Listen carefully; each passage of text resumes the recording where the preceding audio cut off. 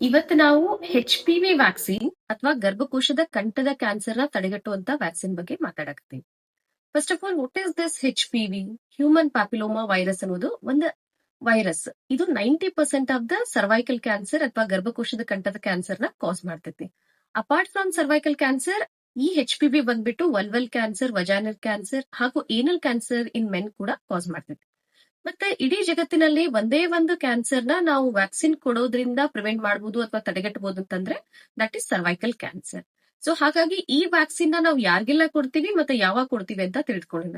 ಇದನ್ನ ಹುಡುಗಿರ್ಗೂ ಕೊಡಬಹುದು, ಹುಡುಗರಿಗೂ ಕೊಡಬಹುದು. And it is best given between the ages of 9 to 21 years ಅಥವಾ before commencing the first sexual activity or before marriage. And can be given up to 46 years of age. But when it is given before marriage, the efficacy is good. ಹಾಗಾಗಿ ಇದನ್ನ 9 to 14 years age group ಅಲ್ಲಿ ಕೊಟ್ಟಾಗ ಇದು 2 doses ಅಲ್ಲಿ ಬರುತ್ತೆ, 0 and 6 months. ಇವತ್ ಕೊಟ್ರೆ 6 ತಿಂಗಳ ನಂತರ ಸೆಕೆಂಡ್ ಡೋಸ್ ಬರುತ್ತೆ. More than 14 years of age group ಅಲ್ಲಿ ಇದನ್ನ ಕೊಟ್ಟಾಗ 3 ಡೋಸ್ ವ್ಯಾಕ್ಸಿನ್ ಬರುತ್ತೆ, 0, 2 and 6 months ಅಲ್ಲಿ. ಆಮೇಲೆ ಈ HPV ವ್ಯಾಕ್ಸಿನ್ ಕೊಟ್ಟಾಗ almost 90% of the cervical cancer ನ ನಾವು ತಡೆಗಟ್ಟಬಹುದು. ಏನಾದ್ರೂ ಡೌಟ್ಸ್ ಇದ್ರೆ ಕಮೆಂಟ್ಸ್ ಮಾಡಿ ತಿಳ್ಕೋಬಹುದು.